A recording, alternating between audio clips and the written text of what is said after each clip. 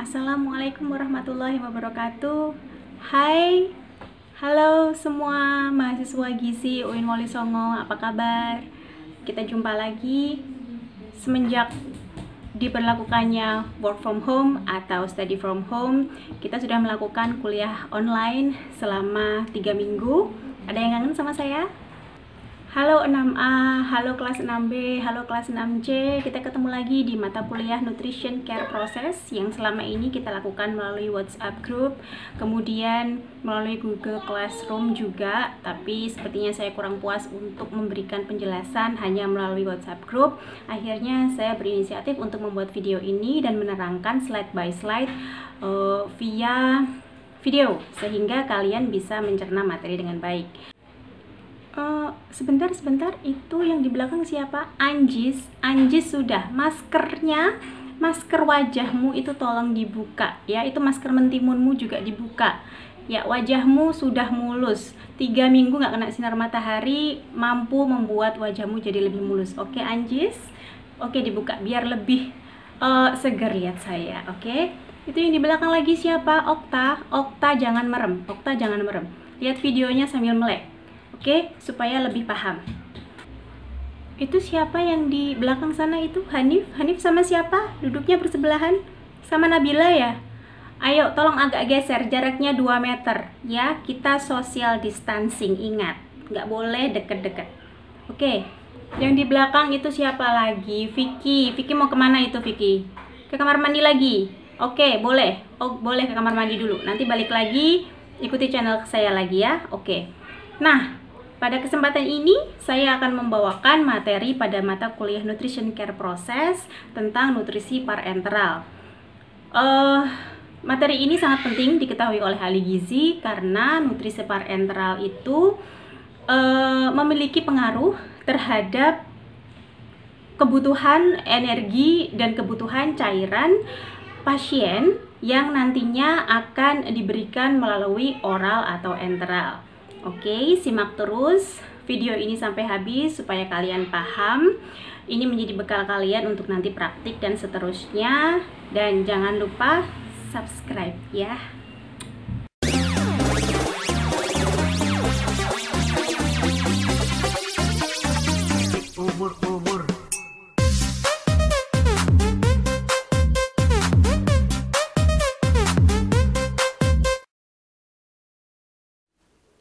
Oke guys, kita kembali ke laptop untuk materi hari ini yaitu tentang nutrisi parenteral. Silahkan disimak dengan baik. Pasien di rumah sakit harus tetap mendapatkan asupan nutrisi yang baik, baik dari oral, enteral maupun parenteral. Bila asupan nutrisi atau asupan zat gizi pasien itu terhenti, maka tubuh akan memakai cadangan energi untuk keperluan faali dari tubuh. Bila cadangan energi dalam tubuh terus dipakai, maka lama-kelamaan cadangan akan habis. Hal ini mengakibatkan pasien akan mengalami penurunan berat badan dan kondisi kurang gizi atau sering disebut hospitalized malnutrition. Agar hal itu tidak terjadi, maka perlu adanya peran dari ahli gizi untuk memberikan asupan kepada pasien baik oral, enteral, dan berkolaborasi dengan dokter untuk pemberian makanan parenteral. Pemberian nutrisi pada pasien ada 3 cara. Yang pertama adalah terapi nutrisi oral atau TNO, merupakan makanan atau minuman yang diberikan secara langsung melalui mulut atau oral. Pemberian langsung kepada pasien melalui mulut atau oral. Yang kedua merupakan terapi nutrisi enteral atau TNE. Ini merupakan makanan cair yang diberikan melalui oral atau mulut melalui bantuan alat yang disebut tube feeding atau sonde dan diberikan selama saluran cerna masih berfungsi baik. untuk menyerap atau mencerna makanan. Jadi, selama saluran cerna pasien masih memiliki fungsi baik atau masih dapat berfungsi, namun pasien mengalami kesulitan dalam saluran cerna bagian atas sehingga nutrisi oral tidak bisa diberikan, maka diberikanlah nutrisi dalam bentuk enteral. Enteral ini diberikannya suatu asupan melalui alat bantu yang dinamakan sonde ke saluran cerna. Jadi tidak melalui mulut. Yang ketiga adalah terapi nutrisi parenteral atau TNPE atau sering disebut dengan parenteral nutrition atau PN. Suatu bentuk pemenuhan nutrisi yang diberikan melalui pembuluh darah tanpa melalui saluran cerna. Parenteral diberikan dengan syarat bila saluran cerna tidak dapat digunakan, yaitu apabila terjadi gangguan menelan, gangguan saluran cerna, dan gangguan absorpsi. Hal itulah yang menjadi indikasi pemberian makanan melalui parenteral. Ini merupakan bagaimana pemberian makanan atau nutrisi kepada pasien. Dilihat dari asesmen nutrisi, kemudian dilihat dari fungsi saluran cerna atau functional gastrointestinal tract. Jika saluran cerna masih berfungsi baik, artinya yes, maka bisa diberikan makanan secara enteral. Dan di sini juga bisa diberikan makanan secara oral.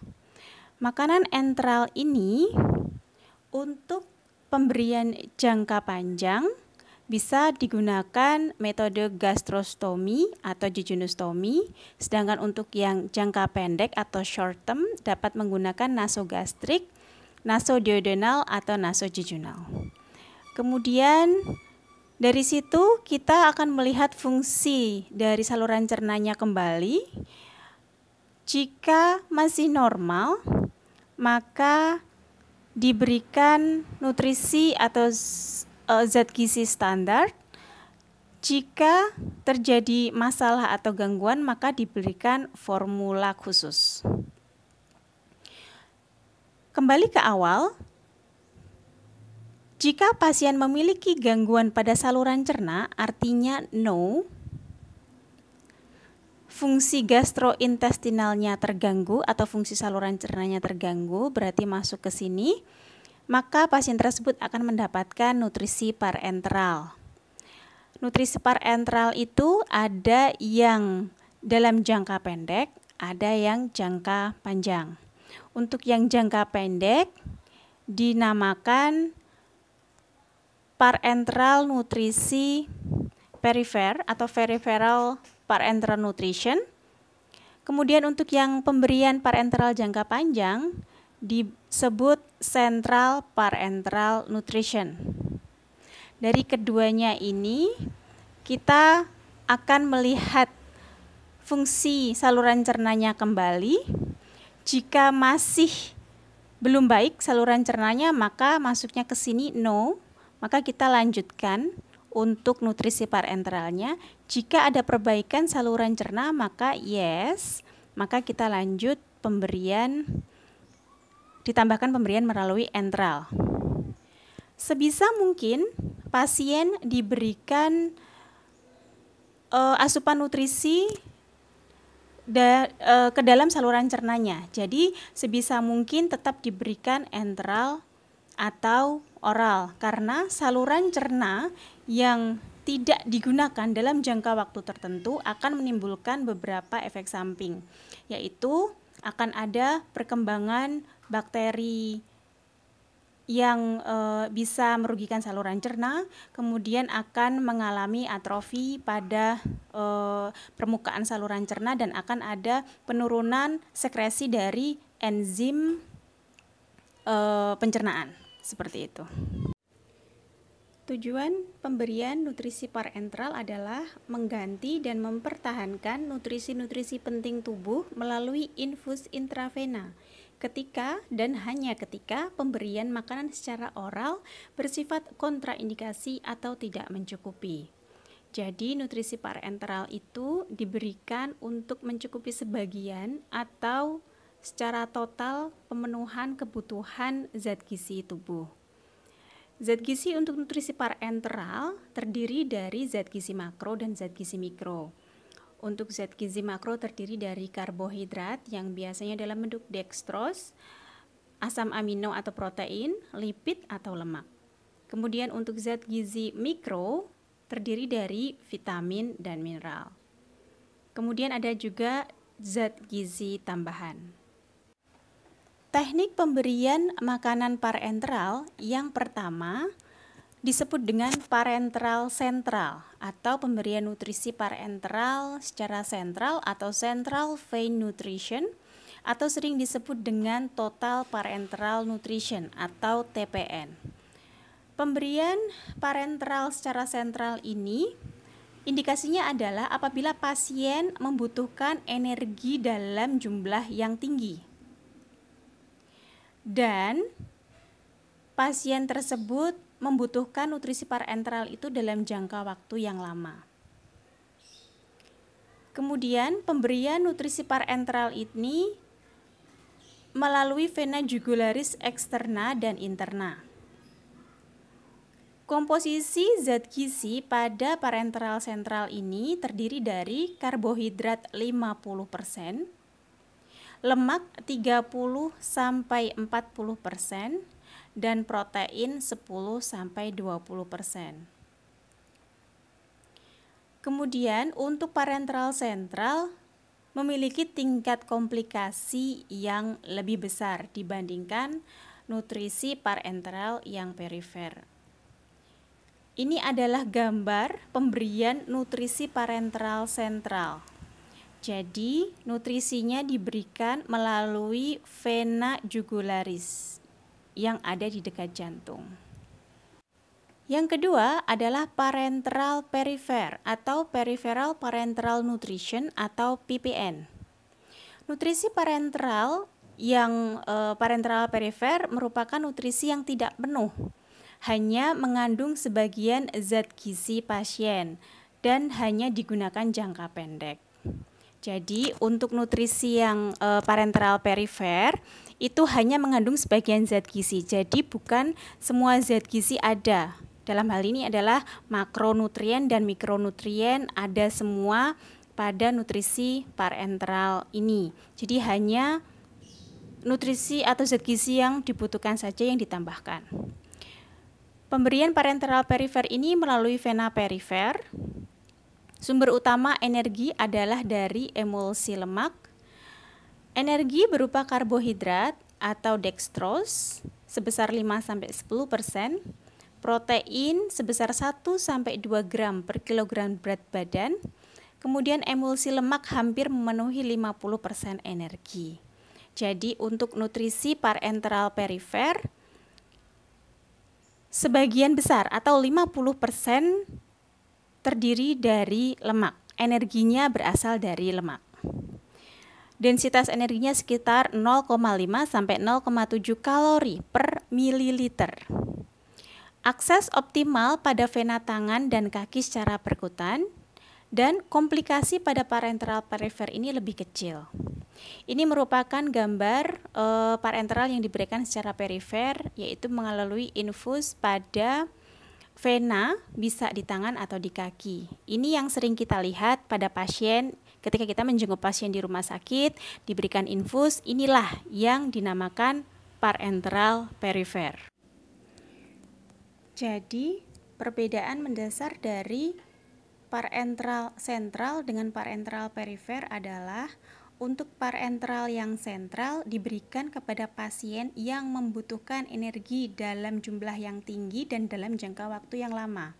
Contohnya dalam hal ini adalah pasien yang koma atau tidak sadar sehingga tidak bisa diberikan makanan secara oral dan enteral sama sekali, sehingga harus diberikan makanan satu-satunya adalah melalui parenteral. Nah, pada parenteral yang sentral, pemberian zat gizinya adalah complete solution. Jadi semua zat gizi ada, baik makro maupun mikro. Jadi di sana terkandung karbohidrat, protein, lemak, vitamin, dan mineral. Sedangkan untuk parenteral yang perifer itu diberikan kepada pasien yang memiliki yang hanya butuh parenteral dalam jangka yang pendek dan hanya membutuhkan tambahan zat gizi parsial. Jadi tidak semua zat gizi harus dia dapatkan dari parenteral, karena mungkin dari segi oral dan enteral pasien ini bisa mendapatkannya, sehingga parenteral hanya tambahan saja. Itu perbedaan antara sentral dan perifer. Untuk jenis cairan parenteral atau cairan intravena terbagi menjadi dua, yaitu simple intravena solution. Simple intravena solution ini merupakan cairan intravena yang diberikan melalui vena perifer, atau simple intravenous solution ini merupakan cairan intravena yang diberikan untuk parenteral perifer atau PPN. Cirinya adalah energi yang terkandung rendah karena pasien yang mendapatkan simple intravenous solution ini hanya perlu mendapatkan sebagian dari kebutuhan energi. Kebutuhan energi dari pasien ini juga didapatkan dari oral maupun enteral, sehingga hanya perlu sebagian saja yang dari parenteral. Kemudian diberikan dalam jangka yang pendek, hanya mengandung dextrose dan cairan elektrolit. Jadi pada umumnya simple intravena ini hanya mengandung karbohidrat dan cairan elektrolit. Kemudian cairan simple intravena ini diberikan hanya melalui perifer, vena perifer atau PPN. Yang kedua adalah complete nutrient solution. Yang dinamakan complete nutrient solution ini berarti parenteral yang mengandung zat gizi secara lengkap, baik makronutrien maupun mikronutrien. Jadi semua zat gizinya ada, karbohidrat, lemak, protein, vitamin, dan mineral. Nah, simple nutrient solution ini diberikan pada teknik pemberian parenteral yang sentral atau central parenteral nutrition. Cirinya adalah energi yang terkandung tinggi, dapat diberikan dalam jangka yang panjang, mengandung semua zat gizi esensial yaitu makro dan mikronutrien, serta bisa diberikan melalui vena perifer atau vena sentral.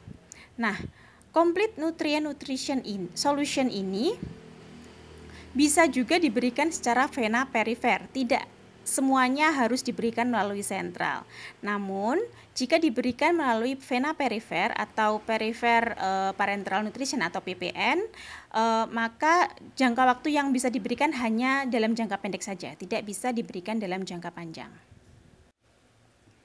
Pemberian makanan parenteral memiliki indikasi khusus, yaitu diberikan pada pasien dengan kondisi gizi kurang, pasien dengan asupan nutrisi secara oral atau enteral yang tidak memadai, sehingga asupan zat gizinya harus ditambahkan melalui parenteral. Yang ketiga adalah insufisien fungsi saluran cerna, artinya saluran cernanya ada gangguan seperti itu sehingga harus ditambahkan melalui parenteral. Kemudian pasien dengan penyakit gastrointestinal atau penyakit pada saluran cerna. Kemudian untuk pasien yang koma atau tidak sadar. Kemudian untuk pasien dengan kegagalan organ ginjal atau hepar, pasien pra dan pasca bedah, serta pasien pediatri. Ini merupakan contoh istilah yang digunakan dalam parenteral nutrition. D itu artinya dextrose, ini merupakan parenteral yang mengandung karbohidrat. W artinya water atau air. NS artinya normal saline yang mengandung 0,9% cairan NaCl. D5W artinya cairan parenteral ini kandungannya adalah 5% dextrose dalam air. Kemudian D10W artinya cairan parenteral ini 10% dextrose dalam air. Kemudian D5,5 NS artinya cairan parenteral ini mengandung 5% dextrose dalam setengah normal salin atau 0,45% cairan NaCl. Berikut adalah contoh larutan parenteral. Yang pertama, contoh-contoh ini adalah larutan parenteral yang mengandung karbohidrat. Yang pertama adalah dextrose 5%. Kandungan dextrose 5% adalah 50 gram karbohidrat setiap liternya. Sehingga kalori dalam dextrose 5% ini adalah 200 kalori yang berasal dari karbohidrat. 200 kalori ini volumenya adalah per liter dextrose 5%. Kemudian dextrose 10%. Dextrose 10% ini mengandung 100 gram karbohidrat per liternya, sehingga kandungan kalorinya adalah 400 kalori per liter dan kalori tersebut berasal dari karbohidrat. Dextrose 20% mengandung 200 gram karbohidrat per liter, sehingga kandungan kalori dextrose 20% adalah 800 kalori per liternya. Begitu juga dengan maltose 10 dan potakol R serta Ringer dextrose 5%. Kandungan karbohidrat per liternya adalah sekian dan kandungan kalori per liternya adalah sekian, tertampil pada layar. Kalian pasti bertanya, kenapa kandungan kalorinya adalah sekian, seperti yang tertampil ini. Kita tahu bahwa 1 gram karbohidrat itu mengandung 4 kalori, sehingga jika dextrose 5% itu dalam 1 liter mengandung 5% karbohidrat, berarti 1 liter itu 5%-nya kan 50. Jadi dextrose 5% per liternya mengandung 50 gram karbohidrat. Dari 50 gram karbohidrat ini kita konversi menjadi bentuk kalori, berarti dikalikan 4. 50 dikalikan 4 berarti 200. Begitu juga dengan contoh-contoh selanjutnya. Seperti itu. Ini merupakan contoh-contoh larutan parenteral yang mengandung karbohidrat. Berikutnya adalah larutan parenteral yang mengandung asam amino. Di sini ada contohnya panamin G mengandung 27 gram asam amino dan kalorinya adalah 200. Untuk aminovel 600 mengandung 50 gram asam amino atau protein dan kalori per liternya adalah 400. Begitu juga dengan contoh lainnya. Kita bisa baca di sini. Pertanyaannya, kenapa asam amino yang terkandung dalam panamin G adalah 27 gram, namun kalorinya sebesar 200? 1 gram protein itu kan 4 kalori. Jadi, jika 27 ini dikalikan 4, hasilnya kan kurang dari 200. Nah, kenapa kalorinya sampai 200? Karena pada larutan parenteral asam amino ini tidak hanya mengandung asam amino atau tidak hanya mengandung protein, tapi juga mengandung karbohidrat. Sehingga selisih dari kalori inilah merupakan kalori dari karbohidrat. Begitu. Selanjutnya adalah larutan parenteral yang mengandung emulsi lemak. Contohnya di sini ada intralipid 10% yang mengandung emulsi lemak 50 dan kalori per liternya adalah 1100 kalori. Kemudian intralipid 20% mengandung emulsi lemak 100 dan kalori per liternya adalah 2000. Berikut adalah larutan elektrolit. Larutan elektrolit ini merupakan cairan parenteral yang mengandung mineral. Cairan parenteral ini tidak mengandung kalori. Contohnya adalah NaCl 3%, NaCl 0,9%, Darrow, Ringer laktat, sodium laktat, tutofusin, dan intralit. Cairan parenteral yang mengandung elektrolit ini tidak mengandung kalori. Nah, sekarang apa peran tenaga kesehatan pada terapi parenteral nutrition? Tentu kita memerlukan kolaborasi antara berbagai tenaga kesehatan di rumah sakit untuk pemberian terapi parenteral nutrition pada pasien. Yang pertama adalah dokter. Dokter menentukan pelayanan kesehatan kepada pasien dan meresepkan pesanan nutrisi parenteral harian. Jadi, yang menentukan nutrisi parenteral pasien adalah dokter. Kemudian, peran dari ahli gizi adalah menghitung kebutuhan energi dari pasien dan zat gizi, serta memonitor status gizi pasien. Peran ahli gizi adalah menentukan pemberian nutrisi melalui oral dan enteral saja. Itu adalah ranah dari ahli gizi. Untuk parenteral, peresepannya atau pemesanannya dilakukan oleh dokter. Nah, peran dari ahli gizi dalam terapi parenteral nutrition adalah selain memonitor status gizi dari pasien, ahli gizi juga harus menghitung energi yang didapatkan oleh pasien melalui parenteral, sehingga hal itu akan mengkoreksi dari kebutuhan energi total harian yang dihitung melalui rumus perhitungan energi. Untuk perawat mengetahui teknik pemasangan dari parenteral nutrition, dan untuk farmasi mengontrol delivery formula dan menyediakan formula parenteral dari distributor. Karena nutrisi parenteral ada yang mengandung kalori, seperti tadi contohnya dextrose, kemudian ada yang mengandung asam amino, kemudian ada yang intralipid, mengandung lemak, atau parenteral nutrisi ini ada yang merupakan sumber makronutrien, maka hal ini akan mempengaruhi kebutuhan kalori dari nutrisi oral atau enteral. Tugas ahli gizi adalah menghitung sisa kebutuhan energi dari nutrisi parenteral untuk diberikan secara oral atau enteral.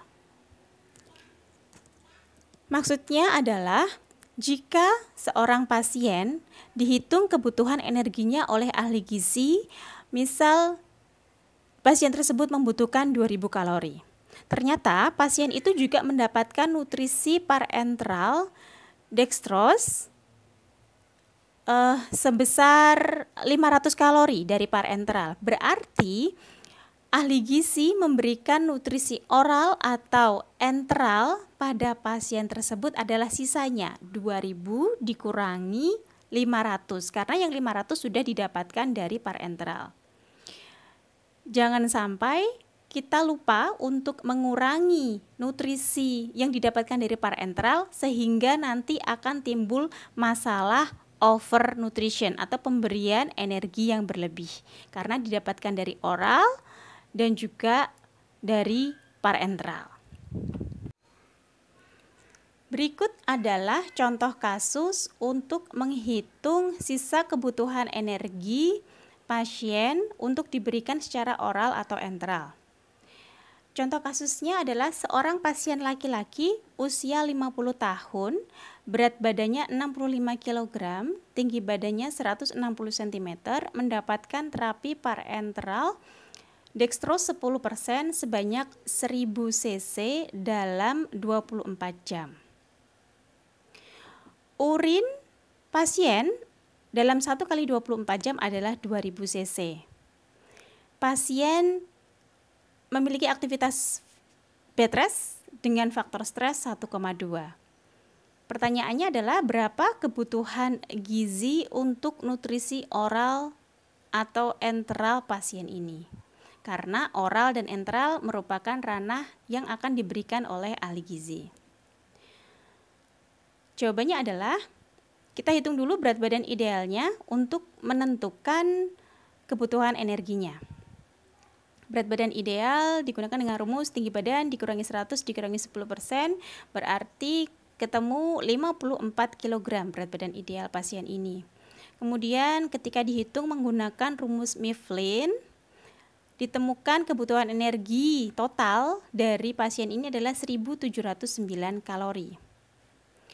Kemudian kita hitung juga energi yang didapatkan dari nutrisi parenteral. Di situ tadi disebutkan pasien mendapatkan dextrose 10%. Dextrose ini mengandung karbohidrat 10%, berarti dari 1000 cc yang diberikan dalam 1 kali 24 jam pasien itu mendapatkan asupan karbohidrat melalui parenteral sebesar 100 gram karbohidrat, yaitu mengkalikan 10% dengan 1000 cc yang diberikan. Jadi asupan karbohidrat melalui dextrose parenteral pasien ini adalah 100 gram karbohidrat. 100 gram karbohidrat ini kita konversi ke kalori, berarti dikalikan 4 kalori, artinya pasien itu mendapatkan kalori dari parenteral adalah 400 kalori. Kemudian kebutuhan energi untuk oral atau enteral. Nah, setelah kita tahu berapa kebutuhan total, berapa kebutuhan yang didapatkan dari parenteral, kita mengurangi berapa kebutuhan totalnya dikurangi dengan yang sudah didapatkan dari parenteral. 1709 kalori dikurangi 400 kalori, ketemu 1309 kalori. Nah, energi 1309 kalori inilah yang digunakan untuk memenuhi nutrisi melalui diet, melalui oral atau enteral. Nah, ini merupakan ranah ahli gizi untuk memberikan sisa ini, 1300 ini melalui oral atau enteral. Seperti itu. Nah, selain kita mengkoreksi kebutuhan kalori, kita juga harus melihat makronutriennya. Tadi yang diberikan adalah dextrose. Dextrose mengandung karbohidrat, berarti selain mengurangi kebutuhan kalori total, maka infus dextrose ini juga mengurangi kebutuhan karbohidrat. Jadi dari 1709 kalori ini, misal prescription untuk karbohidratnya adalah 60%, kita kalikan 60% kali 1700 kalori, nanti ketemu X kalori karbohidrat, kita juga harus menguranginya dengan 400 ini, karena 400 dari parenteral ini kandungannya adalah karbohidrat. Seperti itu. Jadi jangan lupa untuk mengurangi kalori, juga mengurangi dari makronutrien apa yang diberikan dari parenteral tersebut. Nah, selain itu, nutrisi terapi parenteral ini bentuknya cairan, sehingga kita juga harus mengurangi kebutuhan total cairan dalam satu hari. Kebutuhan cairan pasien itu rumusnya adalah urin yang keluar ditambah 500. Itu kebutuhan kalau dia tidak pakai infus. Nah, karena ada infus, maka kebutuhan cairannya adalah urin yang keluar dikurangi jumlah cairan dari infus ditambah 500. 500 ini dari mana? 500 ini merupakan penggunaan pengeluaran cairan melalui keringat atau melalui sumber-sumber lain selain dari urin. Seperti itu tuh 500 kalori. Sehingga rumusnya adalah urin yang keluar dikurangi pendapatan dari infus, cairan dari infus, kemudian ditambah 500. Dalam hal ini adalah urin dari pasien ini dalam 1 kali 24 jam adalah 2000, dikurangi 1000, ini adalah cairan infusnya, kemudian ditambah 500, sehingga dalam satu hari kebutuhan pasien ini adalah 1500 mili untuk cairannya. Jadi bukan langsung 2000 cairan dari urin ditambah 500 yang artinya mendapatkan memerlukan 2500, namun harus dikurangi cairan yang sudah didapatkan melalui parenteral atau infus ini, yaitu akhirnya akan mendapatkan 1500 mili. Demikian materi tentang nutrisi parenteral untuk mata kuliah Nutrition Care Process pada untuk mahasiswa gizi ya. Hal ini penting untuk diketahui supaya ketika kalian praktik di rumah sakit mendapatkan pasien dengan terapi nutrisi parenteral, kalian juga wajib tahu parenteral apa yang diberikan, apakah mengandung kalori atau tidak. Jika mengandung kalori pasti akan berpengaruh ke perhitungan kebutuhan energi total sehari. Seperti itu. Jika parenteral yang diberikan itu tidak mengandung kalori, hanya mengandung elektrolit saja, seperti tadi tabel yang sudah diberikan di slide sebelumnya, ada parenteral yang tidak mengandung kalori. Nah, jika tidak mengandung kalori berarti tidak mempengaruhi kebutuhan energi total dalam satu hari, namun hanya mempengaruhi kebutuhan dari cairan. Seperti itu. Oke, jika ada pertanyaan silahkan langsung komen di bawah. Jangan lupa subscribe ya nak. Kemudian komen juga, di like juga videonya. Seperti itu, terima kasih. Semoga membantu. Semoga kalian bisa jadi ahli gizi sukses. Terima kasih. Wassalamualaikum warahmatullahi wabarakatuh.